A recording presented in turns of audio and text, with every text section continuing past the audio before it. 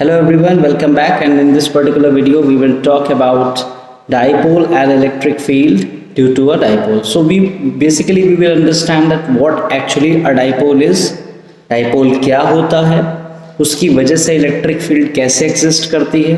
दो एक्सिस पर हम पढ़ेंगे इसको, एक पढ़ेंगे एक्सियल एक्सिस पर और एक पढ़ेंगे इसको हम इक्वेटोरियल एक्सिस पर। तो एक एक करके हम धीरे धीरे इस कंसेप्ट को समझना शुरू करते हैं because it is very important for you. So जैसा कि मैंने बताया, इस वीडियो में हम लोग पढ़ेंगे डाइपोल और इलेक्ट्रिक फील्ड के बारे में। और अगर प्रिसाइजली बात करें टॉपिक्स की कि कौन कौन से टॉपिक है, तो 3 टॉपिक हम इस वीडियो में कवर करेंगे। एक है आपका इंट्रोडक्शन डाइपोल के साथ कि डाइपोल होता क्या है। Secondly we will try to understand कि इलेक्ट्रिक फील्ड कितनी होगी, क्वांटिटेटिव वाइज स्टडी करेंगे कि इलेक्ट्रिक फील्ड किसी डाइपोल की वजह से किसी एक्सियल एक्सिस पर कितनी होगी। फिर थर्ड हम इसमें पढ़ेंगे कि सेम डाइपोल की वजह से इलेक्ट्रिक फील्ड कितनी होगी अगर हम उसे रखते हैं इक्वेटोरियल एक्सिस पर। ठीक है, तो ये 3 टॉपिक्स हमें पढ़ने हैं। चलिए स्टार्ट करते हैं। तो सबसे पहले अगर हम बात करें तो डाइपोल की, तो डाइपोल होता क्या है। देखिए, ये 2 वर्ड से निकल कर क्या है, एक है डाई और एक है pole. Where die stands for 2 and pole stands for polarity. Pole का मतलब होता है यहाँ पे पोलैरिटी से। ठीक है, और पोलैरिटी आपको पता है, आपने टीवी रिमोट्स वगैरह में देखा होगा, पॉजिटिव और नेगेटिव 2 पोलैरिटी होती हैं। तो यहाँ पर जो पोलैरिटी कहने का मतलब है इलेक्ट्रिक डाइपोल है क्या। देखिए बहुत सिंपल है। एक हमने ये चार्ज ले लिया, ठीक है, ये हमने चार्ज ले लिया, ये है आपका -Q, और एक हमने यहीं पे दूसरा चार्ज ले लिया जो कि हमारा है +Q। ठीक है, अब इन 2 चार्जेस के बीच में ये एक लाइन है जिससे हमने चार्जेस को कनेक्ट कर दिया। ये लाइन दोनों चार्जेस के सेंटर को कनेक्ट कर रही है, और इस लाइन का ये मान लीजिए बिल्कुल बिटवीन है, O जिसको हम बोलते हैं। सो अगर ये 2 चार्जेस सेपरेटेड हैं एक दूसरे से 12 दूरी पर लाई कर रहे हैं। कितनी दूरी पर लाई कर रहे हैं, 12 दूरी पर लाई कर रहे हैं। तो ये जो अरेंजमेंट है 2 चार्जेस की, इसको हम कहते हैं डाइपोल। अब यहाँ पे एक चीज़ बहुत इंपॉर्टेंट समझने वाली, अगर आप गौर से देखें तो यहाँ पे पहले चार्ज का मैग्नीट्यूड भी Q है और दूसरे चार्ज का मैग्नीट्यूड भी Q है। तो ये एक नेसेसिटी कंडीशन है डाइपोल बनने के लिए कि क्या होना चाहिए, दोनों चार्जेस का जो मैग्नीट्यूड है वो कैसा होना चाहिए, सेम होना चाहिए। तो पहली रिक्वायरमेंट क्या आ गई कि 2 चार्जेस जो भी हैं उनका मैग्नीट्यूड कैसा हो, सेम हो। ठीक है, दूसरी रिक्वायरमेंट क्या है, अगर आप दोनों चार्जेस को गौर से देखें तो एक पॉजिटिव है और एक नेगेटिव है। This means both charges should have what, different nature. ठीक है, डिफरेंट नेचर होना चाहिए, दोनों पॉजिटिव या दोनों नेगेटिव नहीं होने चाहिए। One should be positive and one should be negative. तो अगर ये 2 कंडीशन फुलफिल हो रही तब तो हमारा ये डाइपोल बन सकता है। और तीसरी जो इंपॉर्टेंट कंडीशन थी वो क्या है, charges should be separated by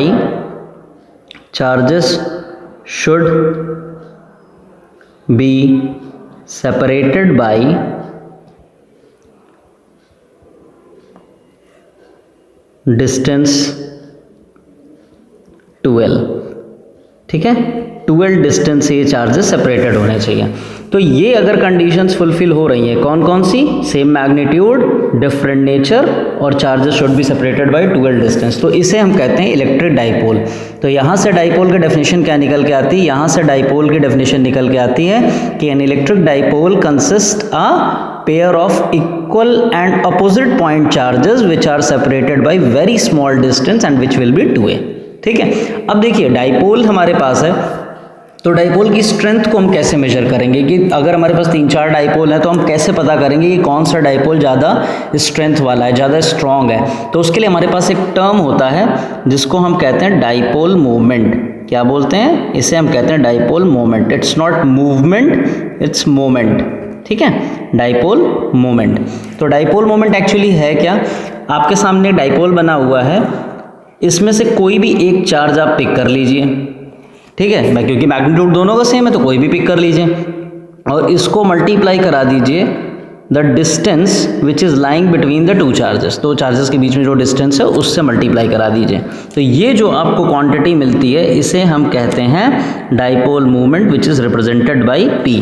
अब देखिए ध्यान से, ये दो चार्जेस जो हैं ये इनके बीच में जो डिस्टेंस 12 है ये सबसे शॉर्टेस्ट डिस्टेंस है। इसके अलावा और कोई डिस्टेंस तो पॉसिबल नहीं हो सकता ना, जो कि अगर हो भी सकता है तो वो इतना छोटा नहीं होगा जितना ये है, राइट। तो इस वजह से ये डिस्टेंस एज अ डिस्प्लेसमेंट काम करेगा, और डिस्प्लेसमेंट आपको पता है वेक्टर क्वांटिटी होती है, तो हमने इसके ऊपर साइन वेक्टर का लगा दिया। अब vector whenever multiplied by scalar gives vector, तो डाइपोल मोमेंट हमारी कैसी क्वांटिटी हो जाएगी, एक वेक्टर क्वांटिटी हो जाएगी, ठीक है। अब इसकी यूनिट क्या होती है, इसकी एसआई यूनिट क्या होती है, तो आपको पता है कि चार्ज की एसआई यूनिट होती है कूलाम और डिस्टेंस की एसआई यूनिट होती है मीटर। तो हमारी एसआई यूनिट क्या हो जाएगी डाइपोल मोमेंट के लिए, डाइपोल मोमेंट के लिए unit will be coulomb metre. और जैसा कि मैंने बताया एक ऐसी क्वांटिटी होगी, this will be a vector quantity, ठीक है। तो अब ये हमारे सामने डाइपोल का बेसिक लेआउट तैयार है कि डाइपोल होता क्या और डाइपोल की स्ट्रेंथ को हम जज कैसे करते हैं। अब देखिए आपने मैथमेटिक्स में पढ़ा हुआ है कि दो एक्सिस आपके पास होती हैं, एक होती है ये जिसको हम कहते हैं एक्स और वाई और वाई डैश, और एक होती है ये जिसे हम कहते हैं एक्स और एक्स डैश। तो ये आपकी एक्स डैश हो गई, ये एक्स हो गई, ये ओ हो गई ओरिजिन मतलब, और ये आपकी वाई हो गई, ये आपकी वाई डैश हो गई। अब अगर हम किसी डाइपोल को रखते हैं तो ये हमने डाइपोल ऐसे रख दिया, ठीक है, ये डाइपोल रख दिया, ये 12 डिस्टेंस हो गया इनके बीच में, और ये हमारा हो गया नेगेटिव चार्ज, ये हो गया पॉजिटिव चार्ज। अच्छा एक चीज़ मैं बताना भूल गया आपको, अभी बता देता हूँ। डाइपोल मोमेंट क्योंकि एक वेक्टर क्वांटिटी है तो मैग्नीट्यूड तो पता चल गया P equals to Q into 2L होता है। लेकिन अब अगर हम बात करें इसके डायरेक्शन क्या होती है, तो हमेशा याद रखिएगा डायरेक्शन जो होगी P की यानी डाइपोल मोमेंट की, ठीक है, वो कहाँ से होगी, वो नेगेटिव चार्ज से पॉजिटिव चार्ज की तरफ होगी, ठीक है। Always it will be from negative charge to positive charge, ये डायरेक्शन होगी किसकी, डाइपोल की, डाइपोल मोमेंट की इनफैक्ट, ये याद रखिएगा, ठीक है। तो डाइपोल को हम ऐसे रख सकते हैं। अब हम अगर ऑब्जर्वेशन पॉइंट अपना इधर कहीं ले लेंगे, ये मान लीजिए P ले लिया, तो ये इसको हम बोलते हैं एक्सियल लाइन, और अगर हम ऑब्जर्वेशन पॉइंट वाई एक्सिस पर ले लेते हैं तो इसको हम बोलते हैं इक्वेटोरियल लाइन। इन्हीं पे हमको क्या करना, फील्ड कंप्यूट करनी है। चलिए वन बाय वन इसको भी हम लोग समझते हैं कि फील्ड कैसे कंप्यूट करेंगे इसकी। देखिए सबसे पहले हमारे सामने आर्टिकल है डाइपोल एट एक्सियल एक्सिस, तो इसका सबसे पहले आप डायग्राम समझ लो। अगर डायग्राम समझ में आ गया तो 50% बैटल आप वहीं पर जीत जाते हैं।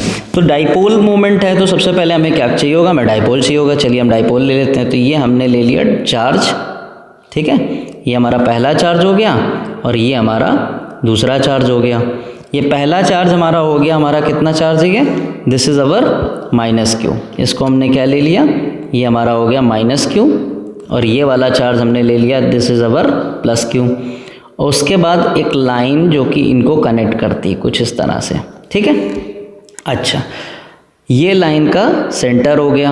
अब हम नाम रख देते हैं ताकि हमें ऑब्जर्वेशन करने में या लिखने में नोटेशन में यूज़फुल रहे, इजी रहे हमारे लिए, ठीक है। इसको हमने लिख दिया O। और ये डिस्टेंस कितना हो जाएगा, अभी आपने पढ़ा हुआ है 2L होता है ना, तो इसको हमने लिख दिया L। और ये वाला भी हमारा कितना हो जाएगा, L हो जाएगा, ताकि टोटल हमारा कितना बन जाए, टोटल 12 बन जाए, ठीक है। अब हमें लेनी है क्या, एक्सेल एक्सिस। तो एक्सेल एक्सिस कैसे होगी, एक्सेल एक्सिस यही तो एक्सटेंड होती चली जाएगी ना, ये देखिए यही तो आपकी एक्सेल एक्सिस बन गई एक तरीके से, ये आपकी एक्सेल एक्सिस हो गई। अब इसमें आप एक कोई पॉइंट ले लीजिए P, सपोज हमने ये पॉइंट ले लिया P, ठीक है, ये हमने P पॉइंट ले लिया जो कि ओरिजिन नहीं कहना चाहिए मुझे, इनफैक्ट O से कितने डिस्टेंस पे लाई कर रहा है, O से सपोज R डिस्टेंस पे ये P पॉइंट लाई कर रहा है। अब हमको इस P पॉइंट पे क्या करना है, इलेक्ट्रिक फील्ड कंप्यूट करनी है। तो सबसे पहला काम हम यहाँ पर क्या करेंगे, सबसे पहले हम इसी जगह पे P पॉइंट पे एक टेस्ट चार्ज रख देंगे। टेस्ट चार्ज आपको याद होगा, मैंने बताया था, टेस्ट चार्ज एक ऐसा चार्ज होता है जिसका खुद का मैग्नीट्यूड इतना कम होता है कि उसकी खुद की एग्जिस्टेंस ना के बराबर होती है, ताकि वो अपना कैलकुलेशन में तो हेल्प करे लेकिन अपना कोई इफेक्ट कंट्रीब्यूट ना कर सके, नहीं तो जो भी आपको रिजल्ट मिलेगा वो थोड़ा सा डाइल्यूटेड मिलेगा, एग्जैक्ट नहीं मिलेगा, प्रिसाइज नहीं मिलेगा, ठीक है। तो ये हमने टेस्ट चार्ज ले लिया। अब ध्यान से देखिए, इस टेस्ट चार्ज को जब आपने लिया और बाकी को आप छिपा दीजिए, अभी आप सिर्फ पॉजिटिव चार्ज को और टेस्ट चार्ज को देखिए, तो दोनों पॉजिटिव होंगे क्योंकि टेस्ट चार्ज हमेशा पॉजिटिव होता है। तो पॉजिटिव एक दूसरे से क्या करेंगे, रिपेल करेंगे। तो फोर्स कहाँ पर लगेगा, फोर्स हमारा इस तरफ लगेगा, और क्योंकि फोर्स इस तरफ लग रहा है, किसकी वजह से लग रहा है, पॉजिटिव वाले की वजह से लग रहा है, तो इलेक्ट्रिक फील्ड भी कहाँ जाएगी, इसी डायरेक्शन में जाएगी और पॉजिटिव की वजह से जाएगी, क्योंकि electric field E is equal to F upon Q naught, right. और जो डायरेक्शन फील्ड की होती वही डायरेक्शन फोर्स की होती, ठीक। तो ये हो गया। अब नेगेटिव चार्ज की वजह से इलेक्ट्रिक फील्ड क्या होगी, पॉजिटिव चार्ज को थोड़ी देर के लिए हाइड कर दीजिए, इसकी कोई ज़रूरत नहीं है फिलहाल। अब आप देखिए सिर्फ किसको, अब आप देखिए नेगेटिव चार्ज को और साथ में टेस्ट चार्ज को। तो ये दोनों में क्या होगा, अट्रैक्शन होगा, क्योंकि टेस्ट चार्ज पॉजिटिव है और नेगेटिव चार्ज क्या है आपका, वो तो नेगेटिव है, ये तो नेगेटिव और पॉजिटिव के बीच में क्या होगा, अट्रैक्शन होगा अनलाइक की वजह से। तो ये आपका इधर की तरफ जाएगा, ठीक है, ये आपका इधर की तरफ जाएगा। This will B E minus and this will B F minus, मतलब फोर्स इस तरफ तो E भी इस तरफ, ठीक है। अब बहुत आसान हो गया। अब ये आपको फिगर अगर समझ में आ गई है कि एक डाइपोल हमने लिया, उस डाइपोल से एक्सियल एक्सिस पर एक पॉइंट लिया, उस पॉइंट पर हमने एक टेस्ट चार्ज रखा, टेस्ट चार्ज रखने के बाद हमने एक एक चार्ज को इंडिविजुअली लेकर के जो भी उस पर फोर्स एक्सपीरियंस हो रहा है उससे लेबल किया और करस्पॉन्डिंग टू फोर्स हमें इलेक्ट्रिक फील्ड भी मिली, ठीक है। अब हम क्या करते हैं, अब हम इसका एक्सप्रेशन कैलकुलेट करने की कोशिश करते हैं। तो सबसे पहले अगर हम कैलकुलेट करें, ठीक है, सबसे पहले अगर हम कैलकुलेट करते हैं तो हमको E प्लस कितनी मिलेगी, E प्लस हमारी कितनी हो जाएगी, चलिए सबसे पहले हम E प्लस लिखने की कोशिश करते हैं। E plus will be equals to, E plus मतलब पॉजिटिव चार्ज की वजह से इलेक्ट्रिक फील्ड, तो ये कितनी हो जाएगी, this will B 1 upon 4 pi epsilon not Q by अब R डिस्टेंस की हम बात कर रहे हैं, तो पॉजिटिव वाले की अगर आप डिस्टेंस देखोगे तो कितनी है, पॉजिटिव चार्ज की डिस्टेंस कितनी होगी, Q नॉट की डिस्टेंस वहाँ से कितनी हो जाएगी, टोटल है R, राइट, टोटल कितनी है, टोटल R है, और उसमें से अगर हम ये L हटा देते हैं, इस R में से ये L हटा देते हैं तो हमको ये डिस्टेंस मिल जाएगी, जो कि पॉजिटिव चार्ज की दूरी होगी कहाँ से, P पॉइंट से। तो ये आपका डिस्टेंस हो गया कितना, this will B R minus L का होल स्क्वायर, ठीक है, ये आ गया E प्लस। सिमिलरली अगर आप कैलकुलेट करते हो तो E माइनस कितना हो जाएगा, E minus will be 1 upon 4 pi epsilon not, क्यों वही रहेगा क्योंकि सेम मैग्नीट्यूड है डाइपोल की वजह से। अब यहाँ पे क्या होगा, टोटल तो R था ही, इसमें अगर इतना L और हम ऐड कर दें तो हमको टोटल ये डिस्टेंस मिल जाएगी, यही हमारी टोटल डिस्टेंस होनी, तो कितनी हो जाएगी, R प्लस L का स्क्वायर, ये दो हमको फील्ड मिल गई। अब देखिए Q नॉट पे जो दो फील्ड हैं वो क्या कर रही हैं, वो अपोजिट डायरेक्शन में एक्ट कर रही हैं, राइट, अपोजिट डायरेक्शन में एक्ट कर रही है। जैसे E प्लस को आप देख रहे हो, it is going on the right hand side, जबकि E माइनस आप देख रहे हो कि नेगेटिव साइड, मतलब लेफ्ट हैंड साइड पर जा रही है। अच्छा, क्योंकि E प्लस का डिस्टेंस, ध्यान से देखिए, E प्लस का जो ये डिस्टेंस है ये कम है, मतलब P पॉइंट का डिस्टेंस पॉजिटिव चार्ज से कम है, इसलिए ये फील्ड की वैल्यू क्या होगी, ज़्यादा होगी। और क्योंकि E माइनस का जो डिस्टेंस है, नेगेटिव चार्ज का जो डिस्टेंस है P पॉइंट से, वो क्या है, वो ज़्यादा है, प्लस में आ रहा है ना, तो ज़्यादा है, इस वजह से इसकी वैल्यू क्या होगी, कम होगी। एक पॉइंट पे दो फील्ड काम कर रही हैं, अलग अलग डायरेक्शन में काम कर रही हैं, तो नेट फील्ड हमारी जो मिलेगी वो कितनी होगी, लिख लेते हैं इसको, net electric field at point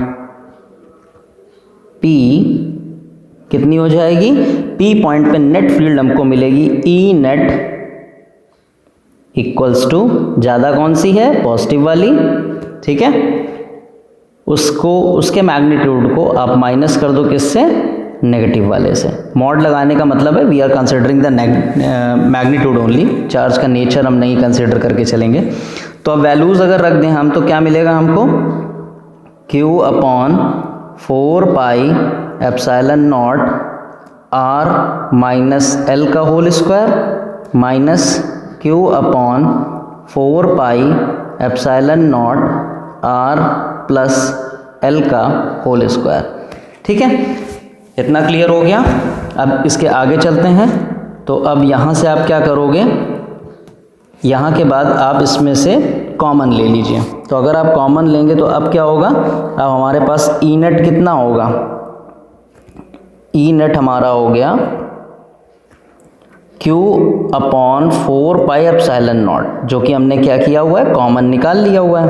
अंदर हमारे पास ब्रैकेट में क्या बचेगा, अंदर बचेगा हमारे पास 1 अपॉन R माइनस एल का स्क्वायर, फिर क्या होगा -1 अपॉन आर प्लस एल का स्क्वायर। ठीक है, अब इसके बाद इसको कैसे करेंगे, Q अपॉन 4πε0 रहने दीजिए, उसको बिल्कुल भी टैम्पर करने की कोई ज़रूरत नहीं है। इसको अंदर देखिए, इसमें हम क्रॉस मल्टीप्लाई करके a प्लस बी का होल स्क्वायर और a माइनस बी का होल स्क्वायर लगाएं तो क्या मिलेगा, यहाँ पे आपका आ गया r प्लस एल का होल स्क्वायर आ गया, राइट, बीच में माइनस का साइन, और ये आपका हो गया r माइनस एल का होल स्क्वायर डिवाइडेड बाई कितना हो जाएगा, एक ब्रैकेट में माइनस है एक ब्रैकेट में प्लस है, तो ये खुद बन जाएंगे क्या, a square minus B square यानी r square minus L square, और उसका स्क्वायर तो चल ही रहा था तो ऐसे रहेगा। अब जो ऊपर वाला टर्म है इसको केवल आपको एक्सपैंड करना है, जैसा मैंने अभी बताया आपको a प्लस बी और a माइनस बी का होल स्क्वायर का फॉर्मूला लगा के। तो इसको जैसे ही आप एक्सपैंड करोगे you will gate r square plus L square plus 2rl, right, और माइनस साइन लगा हुआ है इसलिए ब्रैकेट ओपन करेंगे तो साइन चेंज होंगे, साइन चेंज होते हैं ना क्योंकि, तो अब मैं पहले ही से चेंज कर दे रहा हूँ ताकि एक स्टेप मुझे ना एक्स्ट्रा लिखना पड़े। तो ये हो जाएगा -r square minus L square और साथ में प्लस का 2rl, ब्रैकेट बंद कर लीजिए, डिनोमिनेटर में हमारा जो चल रहा था वो चलता रहेगा, what it will B r square minus L square का होल स्क्वायर। ठीक है, अब यहाँ से क्या कैंसिल आउट हो सकता है, r स्क्वायर अपोजिट साइन के कैंसिल आउट हो जाएंगे, similarly l square cancel out हो जाएंगे, and we will be left with q upon 4πε0 और ब्रैकेट में क्या बचेगा 4rl upon r square minus L square का होल स्क्वायर। ये जो 4rl लिखा है इसको क्या हम इस तरीके से लिख सकते हैं, इसको क्या हम 2 इंटू r इंटू एल ये लिख सकते हैं। अब देखिए इसको अगर हम इस तरीके से लिख सकते हैं तो इससे हमको एडवांटेज क्या है, इससे हमको एडवांटेज ये है कि q 2 और l ये मिलके क्या बन जाएगा, Q2L, अभी आपको बताया मैंने थोड़ी देर पहले इसी वीडियो में कि ये बनता है डाइपोल मोमेंट। तो हम इसको क्या लिख सकते हैं, we can write it as P,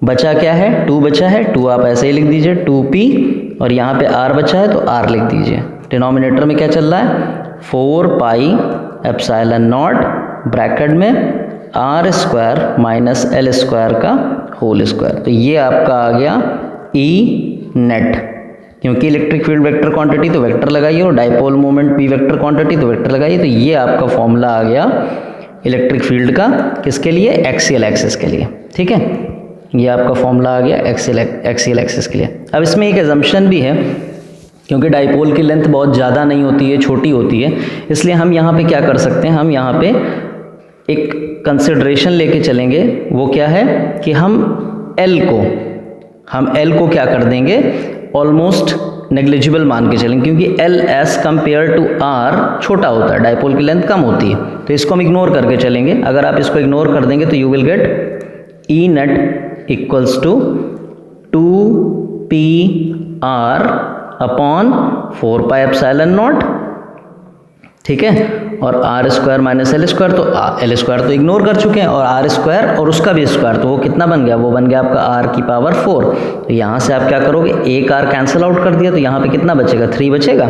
so finally you will have E net is equals to 2p upon 4πε0 r cube. ये आपका फाइनल फॉर्मूला आ जाएगा यहाँ से। ठीक है, बाय दिस वे आप एक्सियल का कंप्यूट कर सकते हैं। नाउ अब हमें करना किसका है, अब हमको नेक्स्ट करना है इक्वेटोरियल एक्सिस का। तो ये भी बहुत आसान है, बहुत सिंपल है, इसको भी बस आप डायग्राम समझ लोगे तो आपको बहुत इजीली समझ में आ जाएगा। ठीक है, अगेन द सेम केस, हम फिर से क्या करेंगे, एक डाइपोल लेंगे। तो ये हमने ले लिया डाइपोल का माइनस वाला चार्ज, और ये हमने ले लिया डाइपोल का प्लस वाला चार्ज। ये आपका है माइनस क्यू और ये आपका है प्लस क्यू। दोनों डाइपोल को हम कनेक्ट कर देंगे, ये सेंटर पॉइंट हो गया। ये डिस्टेंस भी कितनी है, L है, और ये डिस्टेंस भी कितनी है, L है। ठीक है, अब क्योंकि हमको पॉइंट लेना है कहाँ, इक्वेटोरियल एक्सिस पर लेना है, इक्वेटोरियल एक्सिस पर पॉइंट लेना है तो इक्वेटोरियल का मतलब कहाँ पे पॉइंट लाई करेगा, point will lie somewhere here, यहाँ वाई एक्सिस पे लाई करेगा ना, तो ये हम पी पॉइंट ले लेते हैं। अब आप क्या करो, अब आप दोनों चार्जेस को इससे कनेक्ट कर दो, किससे, ऑब्जर्वेशन पॉइंट पी से। ये आपने इससे कनेक्ट कर दिया और ये आपने इसको इससे कनेक्ट कर दिया, तो ये दोनों चार्जेस कनेक्ट हो गए। और यहाँ पर जो बीचों बीच एक लाइन थी, इस पर आप एक परपेंडिकुलर ऐसे ड्रॉप कर दो। तो अब आप अगर देखोगे यहाँ पे कुछ चीज़ें हमें मेंशन करनी पड़ेंगी। अगेन पी पॉइंट पर हम क्या रखेंगे, सबसे पहले हम टेस्ट चार्ज ही रख लेते हैं। टेस्ट चार्ज हमारा कितना हो गया, टेस्ट चार्ज हमारा हो गया क्यू नॉट।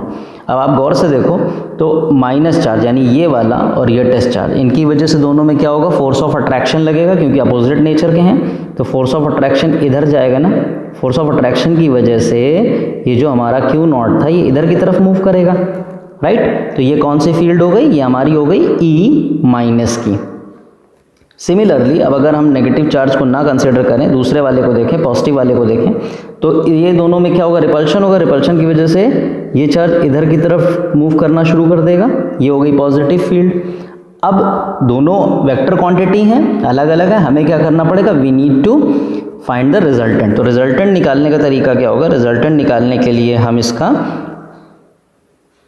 पैरेललोग्राम मेथड लगाएंगे, पहले के हेड से दूसरे के पैरेलल, दूसरे के हेड से पहले के पैरेलल। तो ये आपको यहाँ कहीं रिजल्टेंट मिलेगा, लेकिन कितना अभी हमें नहीं पता है। तो अब हमको क्या करना पड़ेगा, we need to resolve the vector, हमको वेक्टर को रिजॉल्व करना पड़ेगा। तो जैसे ये ई माइनस है, अब गौर से देखिए, अगर ये आपका थीटा होता, ठीक है, तो ये भी आपका क्या हो जाता, थीटा हो जाता।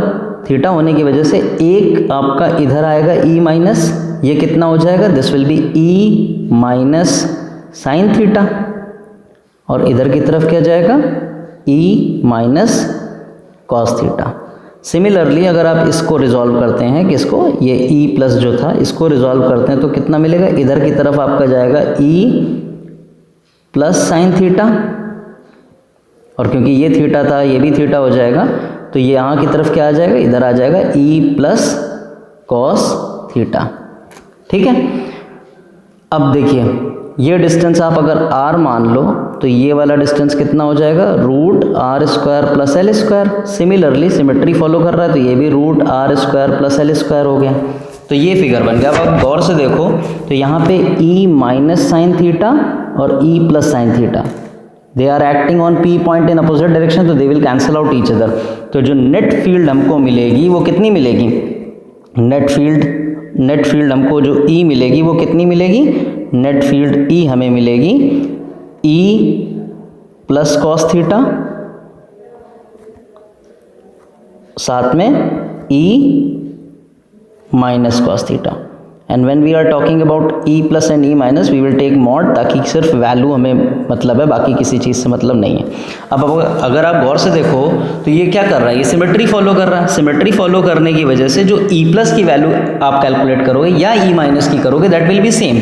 ये कॉमन सेंस की बात है, आप नहीं अगर आपको लग रहा है तो आप कैलकुलेट करके भी देख लो, again it will be same 1/4πε0 q, और डिस्टेंस कितना है आर, रूट के अंदर R square plus L square, उसका स्क्वायर करोगे तो क्या वैल्यू आ जाएगी, ई प्लस की वैल्यू भी 1/4πε0 q upon R square plus L square आएगी, सेम वैल्यू आपकी माइनस की भी आएगी। तो रादर देन राइटिंग डिफरेंटली हम ई प्लस और ई माइनस को सेम मान के चलते हैं, क्योंकि सिमेट्री फॉलो कर रहा है, इन दोनों की वैल्यू सेम हो गई और इनको हम इक्वल मान लेते हैं ई के। तो हम इस फॉर्मूले में अगर इन दोनों को रख दें तो हम क्या लिख सकते हैं, we can write 2e cos of theta, ठीक है। मैं ब्लैक से लिख लेता हूँ ताकि डार्क रहे आपको दिखाई दे। तो ई हमारी कितनी आ जाएगी, ई हमारी हो जाएगी 2e cos थीटा, ठीक है। हम वैल्यू रख देते हैं यहाँ पे, तो हमने 2 वैसे का वैसे ही रखा, ई हमने अभी कितना बताया हुआ है 1/4πε0 q upon R square plus L square, यही तो बताया हुआ है, ठीक है। अच्छा, कॉस थीटा, किसी भी एक ट्राइंगल को आप पकड़ लो, लेट्स से आप इसी ट्राइंगल को ले लेते हैं, इसी ट्राइंगल को हम लोग ले लेते हैं, ये वाला, ये ट्राइंगल ले लेते हैं। तो इस ट्राइंगल से अगर आप कॉस थीटा निकालोगे तो बेटा कॉस थीटा कितना आएगा आपका कॉस थीटा आ जाएगा एल अपॉन रूट के अंदर R square plus L square. क्यों आएगा, जो बायो सेक्शन से हैं, हालांकि इतनी मैथमेटिक्स आती होगी बट स्टिल मैं बता देता हूँ, it will B base upon hypotenuse होगा, इस वजह से ये वैल्यू आ जाएगी आपकी। ठीक है, अब ये वैल्यू आपकी आ गई, तो अब आपको क्या करना है, simply you will write 2QL upon 4 pi epsilon not, और ये देखिए इसकी पावर 1 है और ये रूट में लिखा है, तो rather than writing it in root हम इसको क्या कर सकते हैं, रूट में कोई चीज़ लिखी होती है तो उसमें हम हाफ पावर लगा देते हैं, तो r² प्लस L² की पावर हाफ लिख सकते हैं। यही चीज़ अगर आप नीचे यहाँ मेंशन कर दो तो ये हो जाएगा r² प्लस L² और पावर लॉ ऑफ एक्सपोनेंट के according x into m, x की पावर m इंटू x की पावर n, तो इसमें क्या होता है, पावर्स ऐड हो जाती है ना, तो यही काम यहाँ पर होगा, तो ये पावर ऐड हो गया, कितनी हो जाएंगी, 3/2 हो जाएगा। अच्छा, अब गौर से देखिए 2QL है, तो 2QL का मतलब क्या हो गया, ये जो 2QL है इसका मतलब क्या हो गया, ये P बन गया, तो E आपका इक्वेटोरियल एक्सिस पर कितना आ जाएगा, it will come out to be P upon 4 pi epsilon naught r² plus L² की पावर 3/2। ये आपका फॉर्मूला होगा किसके लिए, इक्वेटोरियल एक्सिस के लिए। अगेन सेम एजम्पशन कि हम L को ज़्यादा नहीं मानेंगे, L को हम इग्नोर कर सकते हैं एज़ कम्पेयर टू R, तो यही फॉर्मूला आपका मॉडिफाई होके क्या बन जाएगा, ये बन जाएगा E equatorial will be equals to P upon 4 pi epsilon naught R, L तो हट जाएगा, तो r² की पावर 3/2, तो 2 कट जाएंगे, केवल क्या बचेगा 3। ये आपकी वैल्यू आ गई इक्वेटोरियल एक्सिस पर। और अगर आप इसको कंपेयर करते हैं तो आप देखेंगे कि जो रेशियो आएगा एक्सियल अपॉन इक्वेटोरियल का वो कितना आएगा, दैट विल बी 2/1, क्योंकि वहाँ पे क्या था 2 टाइम्स था और यहाँ पे क्या है 1 टाइम है। ठीक है, तो आई होप ये आर्टिकल डाइपोल और डाइपोल की वजह से एक्सियल और इक्वेटोरियल पे इलेक्ट्रिक फील्ड आपको क्लियर हो गया होगा। ठीक है, अब इसको आप प्रैक्टिस करिएगा और अगर कोई क्वेश्चन होते हैं तो उन्हें आप कमेंट सेक्शन पे छोड़ दीजिए ताकि हम लोग उसको रिजॉल्व कर सकें। ठीक है, सो आई होप ये वीडियो आपको हेल्पफुल लगा होगा और अगर आप इसको प्रैक्टिस करेंगे तो you will master in this derivation. बहुत कठिन नहीं है, बहुत ईजी है, मैंने इसीलिए बहुत सिंपल करके बताई आपको। बाकी thank you for watching the video, keep watching the videos, keep sharing and keep liking our channel. ठीक है, ताकि आपको अपडेट्स मिलते रहें और आपकी प्रिपरेशन में जो भी हम लोग कंट्रीब्यूशन कर सकें वो ज़्यादा से ज़्यादा कर सकें। Thank you so much, have a great time all of you.